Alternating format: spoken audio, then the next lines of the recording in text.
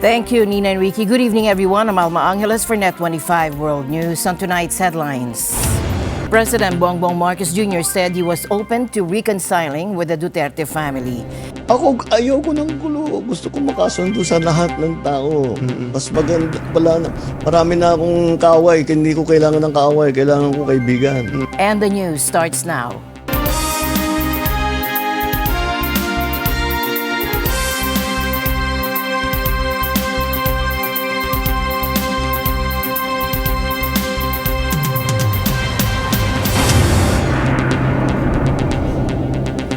President Bongbong Marcos Jr. said he was open to reconciling with the Duterte family. That is 1 week after allies of his estranged Vice President Sara Duterte outperformed expectations in a fiercely contested and pivotal Senate race.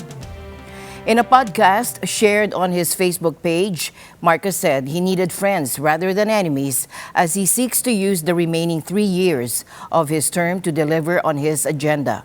Ayoko ng gulo. Gusto ko makasundo sa lahat ng tao.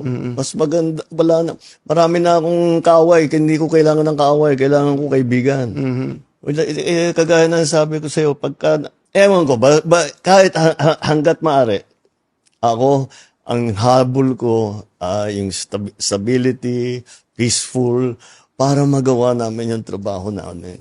Kaya laging akong bukas sa ganyan. I'm always open to any approach na, alika, magtulungan tayo. Diba? Kahit hindi tayo magkasundo sa polisiya, hindi tayo magkasundo. Gawin nyo yung trabaho, pero wag na tayong nanggugulo. Wag na natin, tanggalin natin yung gulo. Philippine presidents are limited to a single 6-year term. Duterte's office didn't immediately respond to a request for comment on Marcos' remarks. Sara Duterte is facing a Senate impeachment trial that could see her removed from office and permanently barred from holding public office again, denying her a presidential run in 2028. Her father, former President Rodrigo Duterte, was elected mayor of Davao last week, even as he is detained at the International Criminal Court on charges of murder as a crime against humanity. Despite surveys predicting a Senate sweep by the president's allies in the May 12 midterm polls, some victories by Duterte-aligned candidates have given Sara Duterte an important foothold in the Senate that could prove pivotal in an impeachment trial. All 24 senators will serve as jurors in the trial, with 2/3 required to vote for the impeachment for it to succeed. Marcos has distanced himself from the impeachment process and on Monday said it was in the hands of the Senate. Yung impeachment, nasa Senado na yan. Pabayaan natin sila, may proseso yan. Pabayaan natin ang proseso. Basta ang nasa isip ko, tapos ng eleksyon, balik sa trabaho. Meanwhile, the weekend brought a terrifying turn of events for communities across the Midwest and Ohio River. Saturday saw the violent force of nature as powerful tornadoes touched down, tragically claiming at least 25 lives in Kentucky and Missouri. The damage is extensive, and Jane Kathleen Gregorio has the full report. On Friday, a tornado ripped through St. Louis, killing at least 5 and injuring 38 others. It has also damaged 5,000 properties. Mayor Kara Spencer says it tore off the roofs of houses, knocked down power lines, and swept through a major thoroughfare during rush hour traffic on Friday. Right now, we're focused on the weather advisory that we're looking at for tonight. Large hail and rain is expected. Damaging winds are expected tonight. There's a potential for rain over the coming days, so we're really shifting our focus from life to storm prep. This is going to be a long recovery because the destruction is truly phenomenal. At least half a dozen tornadoes touched down in Missouri and neighboring Illinois. Well, the state and the regional emergency managers will be the first line of defense. We'll be setting up those relief centers and relief agencies. 211 is the number that people should call if they need help. And so that timeline will happen immediately. Does that mean in the next half hour, the next five hours? I don't want to get stuck in that timing. But that will be the first line of defense. And then, as we mentioned, the assessment effort is part of the process that we have to do to turn into assistance to the feds. Other severe weather stretched all the way to the Atlantic coast. These include another tornado reported in New Jersey. We were in the bedroom. I was sitting with my laptop about to do some work this afternoon, and the sirens came on, the wind started, and I always felt very safe in the city on this block with a brick house that has 3 layers of brick. The house was built in 1912, and the wind started and the tree out front was shaking so violently. I said, "Come on, David, let's go. Let's get out and get out of this room." And suddenly, all the doors shut, the windows flew out from the bedroom, the entire back of my house. This is was my dressing room, and you can see straight into the alley now. And also downstairs, my kitchen wall, dining room wall, the bedroom wall over here, completely gone.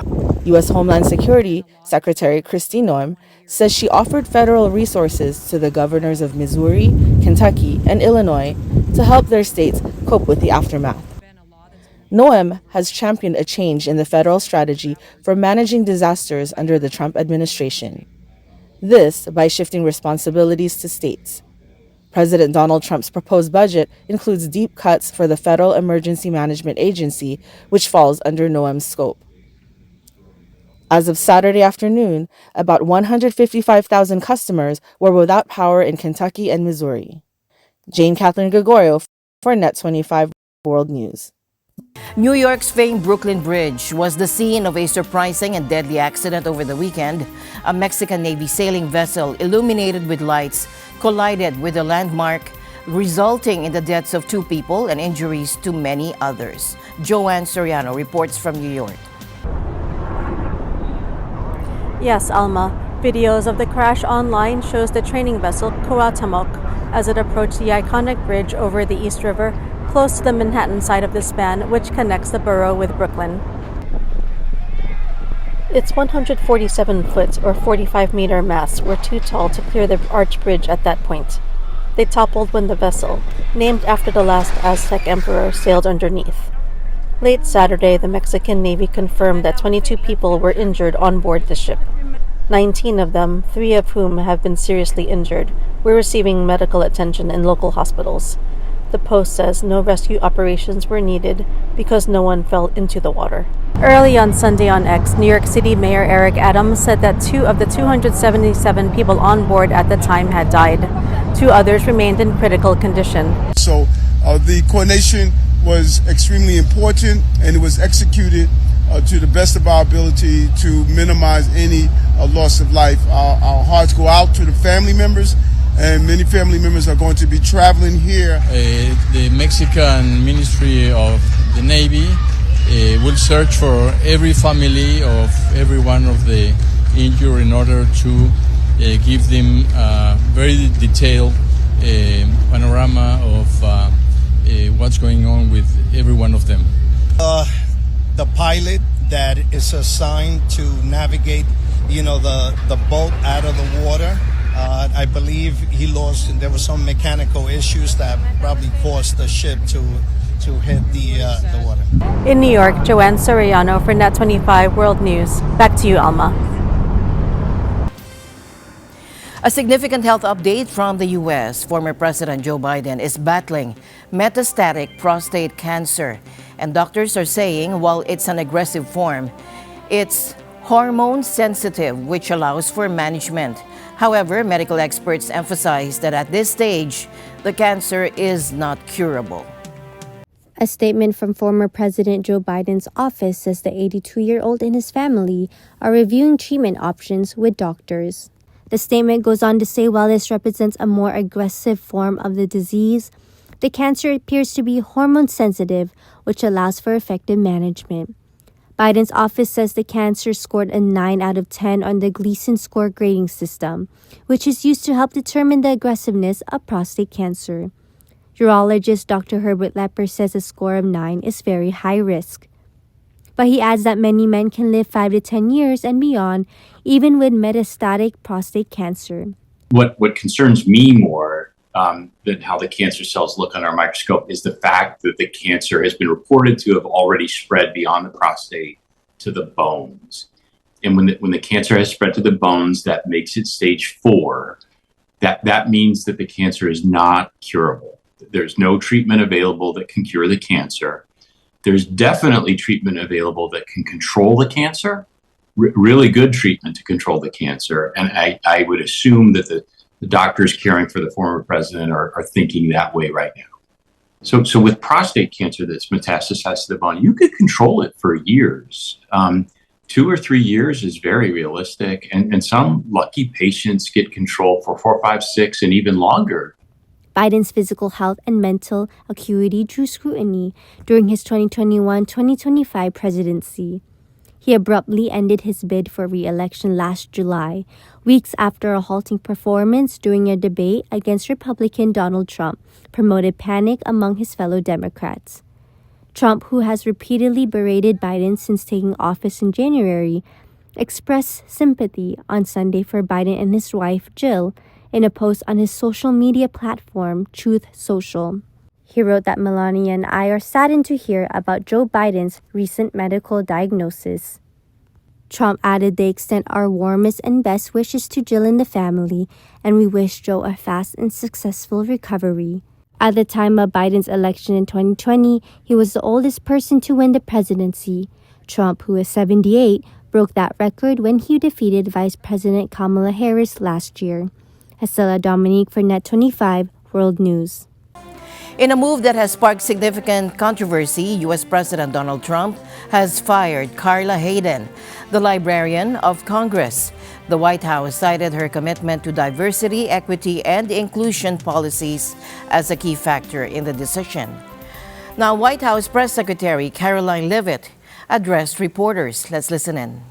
Question, the President fired the Librarian of Congress. Why did he choose to do that? We felt she did not fit the needs of the American people. There were quite concerning things that she had done at the Library of Congress in the pursuit of DEI and putting inappropriate books in the library for children, and we don't believe that she was serving the interests of the American taxpayer well, so she has been removed from her position, and the President is well within his rights to do that. Hayden, the first woman and African-American to hold the position, was appointed by former President Barack Obama in 2016 for a 10-year term. The Library of Congress has not issued a statement. The firing has drawn sharp criticism from top Democrats in Congress. Senate Majority Leader Chuck Schumer condemned the move, saying, quote, Trump's decision to fire Dr. Carla Hayden is the latest foray in his relentless campaign to dismantle the guardrails of our democracy and punish public servants who don't bend to his every will, unquote. House Majority Leader Hakeem Jeffries also weighed in, calling the firing unjust. He said there will be accountability for this unprecedented assault on the American way of life sooner rather than later. The New York Times first reported the firing. The move has ignited a debate over presidential authority and the role of diversity initiatives within federal institutions. And continuing this report, President Trump picked Todd Blanche, his own 2024 trial lawyer, to run the Library of Congress, skipping the normal process. Take a look. Lawmakers from both parties say putting an executive branch official in charge of a Congress agency breaks the rules. A few days later, the White House suddenly fired Shira Perlmutter, who led the U.S. Copyright Office, right after her team released a report warning that tech companies might be using copyrighted work illegally to train AI. Legal experts are warning that these moves could mess up the library's main job, giving lawmakers neutral research and private legal advice. It's not just about banning certain books. It looks like a power play to control Congress's own research vault and the confidential information it holds. Is this really about books or about grabbing the library's secrets? In a move that echoes through financial history, Moodys has downgraded the U.S. sovereign credit rating. This is the first time in more than 100 years that the agency has taken this step, citing the growing $36 trillion national debt. Take a look. Moodys downgraded the United States' perfect credit rating on Friday for the first time in more than a century over the nation's growing $36 trillion debt pile. It's a move that could send ripples through global markets and complicate President Donald Trump's attempts to cut taxes. Moodys first gave the U.S. its pristine AAA rating in 1919. It's the last of three major credit agencies to downgrade the country. The first was Standard & Poor's in 2011. Moodys on Friday cut the rating by one notch to AA1, citing rising debts and interest payment ratios that are, quote, significantly higher than similarly rated sovereigns. Though its outlook on the U.S. is now stable after it was changed to negative in 2023. On social media, White House Communications Director Stephen Jeung singled out a Moodys economist, Mark Zandi, for criticism, calling him a political opponent of Trump.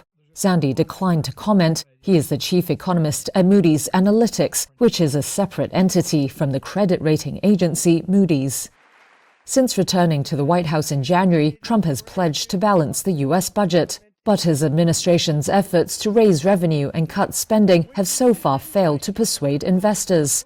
Elon Musk's Department of Government Efficiency has fallen far short of its initial goals to downsize the federal government, and attempts to boost revenue through tariffs have sparked concerns about a trade war and global slowdown roiling markets. Left unchecked, such worries could trigger a bond market rout and hinder the administration's ability to pursue its agenda. The number of Canadians patronizing American products and those traveling to the U.S. continues to decline. And this as a result of their stand against U.S. tariffs and the Trump administration. Take a look. It looks like earlier predictions are coming true, as a new Statistics Canada report shows that Canadians have boycotted American products and travel as a stand against the Trump's imposed tariffs and rhetoric against Canada. The number of Canadians returning from the U.S. by car declined by about 15% in the month of April compared to the same month last year. Those who returned by air declined by about 35%. In the same thread, U.S. resident trips to Canada by car have also decreased by about 10% compared to the same time last year. Experts believe that though some Canadians are still confident traveling to the U.S., others are determined to stand up in protest against the U.S. president's statements and treatment of Canada. Some have expressed fear of crossing the border because of incidents of Canadians being detained or going through stricter border checks. Some experts note that these trends may put some pressure on American politicians, possibly affecting the 2026 U.S. midterm elections, as Americans realize the actual damage to the U.S. economy brought about by the Canadian travel and purchasing boycott. Yolanda Aspiras, Toronto, Ontario for NET25 World News. Turning now to developments in the Ukraine conflict, U.S. President Donald Trump is set to make another attempt at brokering a ceasefire. On Monday, he plans to speak separately with Russian President Vladimir Putin and Ukrainian President Volodymyr Zelensky to discuss a potential truce. Take a look. Trump is going to have a busy day on the phone. In just a few hours, he'll be calling Russian President Vladimir Putin. But before he makes that call, the leaders of Britain, France, Germany, and Poland want to talk with him. They want Trump to back new sanctions on Russia. British Defense Secretary John Healey says now is the time to brace Putin. We now have to put pressure on Putin in every way we can, so that that's a combination of military support for Ukraine in the way that we are, diplomatic pressure and economic pressure where we can as well. We will do our bit as the E5 defence ministers and E5 nations, but the more this effort on all flanks is coordinated with more nations, the more effective it's likely to be. Now, after talking with Putin, Trump will be calling Ukrainian President Volodymyr Zelensky. He also plans to speak with the leaders of several NATO countries once that call is done. Trump is hoping to get both sides to agree to lay down arms as a first step to ending the war. In a post on Truth Social, the president says hopefully a ceasefire will take place and it will be a productive day. U.S. Special Envoy Steve Witkoff told ABC News on Sunday that he's confident Trump will make some progress. His sensibilities are that he's got to get on the phone with President Putin, and that is going to clear up some of the logjam and get us to the place that we need to get to. And I think it's going to be a very successful call. The president is determined to get something done here, and hopefully, if he can't do it, then nobody can. So I leave it to the two leaders to have that call. On the weekend, Russia didn't appear to be in the mood to entertain a ceasefire. Yesterday, Moscow launched its largest drone attack on Ukraine since the start of the war, firing 273 drones at several Ukrainian cities. The airstrikes destroyed homes and killed at least one woman. Ukraine's intelligence service says it believes Russia intended to fire an intercontinental ballistic missile later in the day in an attempt to intimidate the West. Moscow has not responded to that accusation. Meanwhile, Zelensky met with U.S. Vice President J.D. Vance in Rome on Sunday. Zelensky is trying to restore ties with Washington after this disastrous meeting, you recall, in February in the White House. He says the two spoke for about 40 minutes, and he stressed the importance of an unconditional ceasefire. Ukraine and Russia held their first face-to-face talks last Friday in Istanbul with low-level officials. They failed to agree on a truce. Moscow presented conditions the Ukrainians say are unacceptable. Whether anything will change today when Trump intervenes remains an unknown. So far, Moscow has said it will only agree to a ceasefire if it can keep Ukrainian land it has occupied. Ukraine says it would rather fight than give up any territory to its invader. Caught in the middle, civilians like these. Thomas I. Likeness, NET25 World News. Taiwan's Coast Guard says Beijing might be trying to shake public confidence just as President Lai Ching-te marks his first year in office. And they've got proof to back up their suspicions. After President Lai's inauguration on May 20th last year, the Chinese Communist Party, CCP, launched the Joint Sword 2024A military exercises. It did not rule out that during President Lai's upcoming inauguration anniversary, the CCP may once again employ similar tactics and videos to conduct political warfare, aiming to disrupt our people's morale and confidence. The Coast Guard administration will continue to strengthen its deployments and maintain close communication with allied forces. A video briefly trending on Chinese social media showed a man rowing across the Taiwan Strait, planting a Chinese flag on a remote Taiwan beach, then rowing back. The clip's gone now, but officials confirm it was filmed on Taiwanese soil. Regarding the footage taken on shore, it has been confirmed to be at the wind turbines in Dayuan, Taoyuan. However, whether the individual truly came to Taiwan by piloting a rubber dinghy, as claimed, or if the footage was taken locally or staged with the help of collaborators in Taiwan, remains unclear. The Coast Guard administration is currently reviewing surveillance footage from intersections and coordinating with the National Immigration Agency as well as the Ministry of National Defense to utilize various intelligence gathering methods. We are conducting an in-depth investigation. Investigators are still piecing together whether the flag planting was a lone act from across the water or if someone on shore helped coordinate it, and they're bracing for more before Lai's anniversary. In a historic diplomatic milestone, Indonesian President Prabowo Subianto visited Bangkok today, marking the first official visit by an Indonesian leader to Thailand in 2 decades. The meeting comes as the region continues to grapple with the ongoing crisis in Myanmar. Since the military coup in 2021, Myanmar has been mired in violence and political instability. The military junta, known as the State Administration Council, has extended its rule and plans to hold elections in late 2025. But these are widely viewed as illegitimate. Fighting between the military, ethnic armed groups, and resistance forces has intensified, leading to the widespread displacement and humanitarian concerns. ASEAN, the regional bloc that includes Thailand, Indonesia, and Myanmar, has struggled to present a unified response. Indonesia, as a recent ASEAN chair, has pushed for an inclusive political solution and supported efforts to mediate dialogue among all parties. Thailand, sharing a long border with Myanmar, has played a key role in regional diplomacy, sometimes engaging directly with the junta, which has at times led to divisions within ASEAN. Both Indonesian and Thailand continue to emphasize ASEAN's central role in restoring peace and stability in Myanmar, stressing the need for dialogue, humanitarian access, and adherence to the bloc's 5-point consensus for resolving the crisis. We reaffirmed our shared commitment to strengthening ASEAN centrality and unity amid global political and economic uncertainties.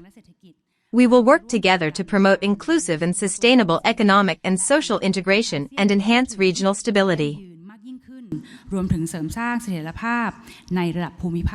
Kami juga membahas krisis yang sedang berlangsung di Myanmar. We also discussed the ongoing crisis in Myanmar. Indonesia appreciates and highly values Thailand's constructive role in engaging neighboring countries to find a peaceful solution in Myanmar and facilitating dialogue with all parties. We also stressed the importance of an inclusive national dialogue that can lead to the creation of peace and stability in Myanmar. Bisa mencapai perdamaian dan stabilitas di Myanmar. And the news continues here on NET25. We'll be right back.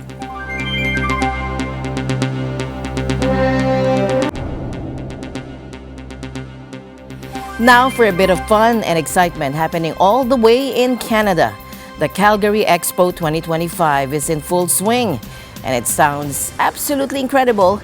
Imagine a massive gathering of fans celebrating everything from superheroes to anime. Our correspondent, Rachel Lucis, takes us inside this pop culture phenomenon. If you've spotted a few superheroes, stormtroopers, or even a couple of wizards, don't worry, you're not imagining things. Calgary Expo 2025 is in full swing and it's bigger and better than ever. It's that time of year again when fandoms collide and imaginations come to life. Calgary Expo 2025 has taken over the BMO Center with thousands of fans coming together to celebrate comics, gaming, sci-fi, anime, and everything pop culture. This year's star-studded guest list includes sci-fi legends, voice actors, and fan-favorite stars from movies, TV, and comics. I is dressed as Magic from Marvel Rivals, so a video game that's starring Marvel characters. What inspired me to dress as her is I feel like we need more strong female characters, classic. But Calgary Expo isn't just about celebrity sightings. It's a showcase of talent from local artists and indie creators to passionate fans bringing jaw-dropping cosplay to life. Whether you're hunting for rare collectibles or joining a lightsaber duel, there's something here for everyone. Okay, well, I've been an artist for 25 years now. I've drawn for Marvel and DC. I've worked in film, worked on various films, and I've been a YouTuber for the past 13 years. So I'm very comic book art influenced because that's how I've always drawn my whole career, pretty much. So I draw traditional Marvel and DC style. Now, of course, there's so many different Marvel and DC styles, but I just like to draw a lot of superheroes and add a lot of detail and draw a lot of robots as well. I'm known for drawing a lot of robots. Yes. As the weekend continues, one thing's for sure. Calgary Expo 2025 isn't just a convention. It's a celebration of creativity, connection, and community. Rachel Lucis, Calgary, Canada, para sa NET25 World News. And with that, we end tonight's broadcast. For everyone here on NET25, I'm Alma Angeles. Thank you all for joining us. Good night.